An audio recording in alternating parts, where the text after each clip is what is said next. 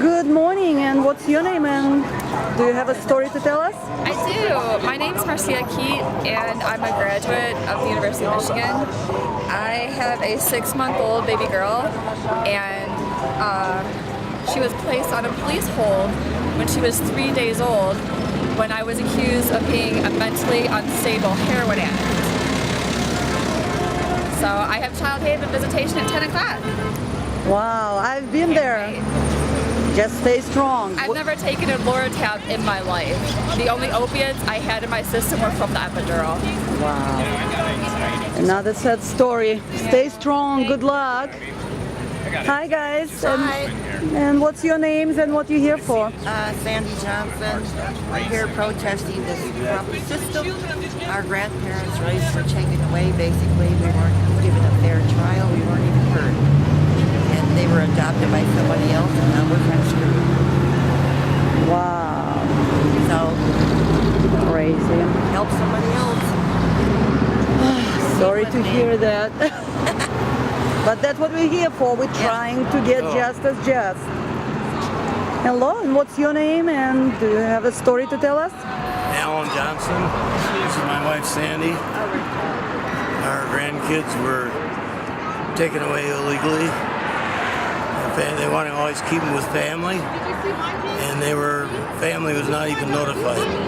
Our daughter is a school teacher. She has a master's, and her son-in-law is a Metro cop. They would have taken the kids, but they weren't notified at all.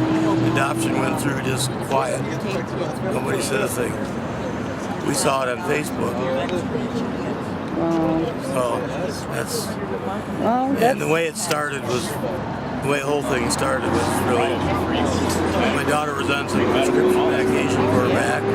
She'd been working out we live in Boulder City, she was working at Dottie's Casino out there. She come home one night and took some medication and was going to go to bed, and she realized she dropped one. And the little boy that was, I think, 1.5 or so at the time, took it. And I don't know if we know to this day if he ate it or not, but they took him to the ER. And right then and there, they were on their case from the whole time. Ended up taking all three. My daughter had custody.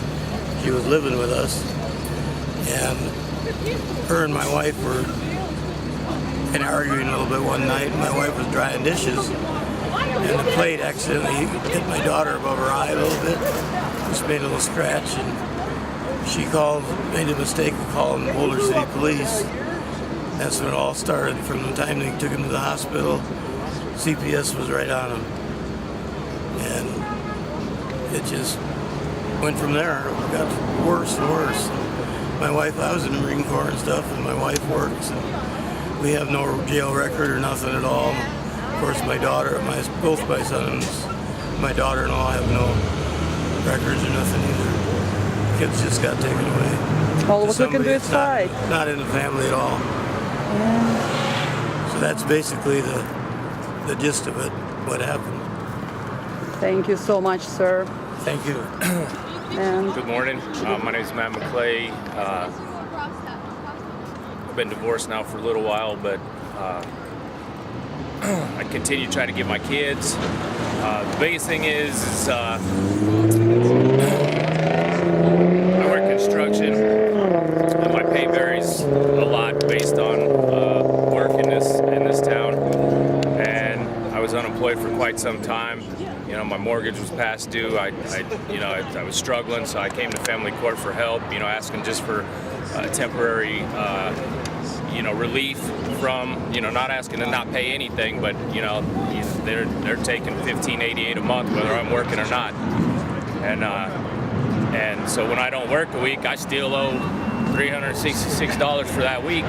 It's not that I don't want to pay for these kids. I'd rather have them 50% of the time, but she won't agree on that, and the courts are just, the last time I was in court, they raked me over the coals. They treat you so bad in there, just coming here for this protest this morning gave me anxiety. I look at this place and it just makes me,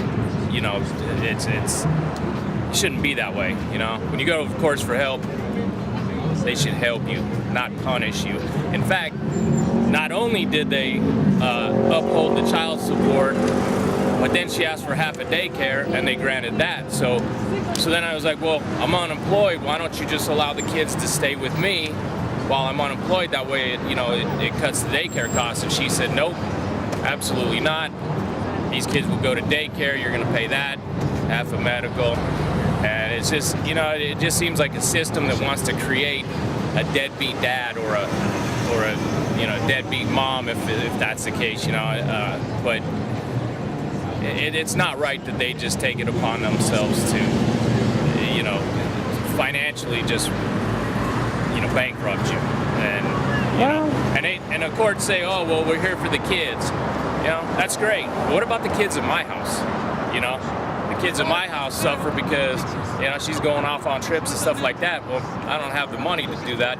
It all goes to her, so it's not fair that I don't get to experience things like that with my kids. I'm sorry to hear it. Yeah, it gets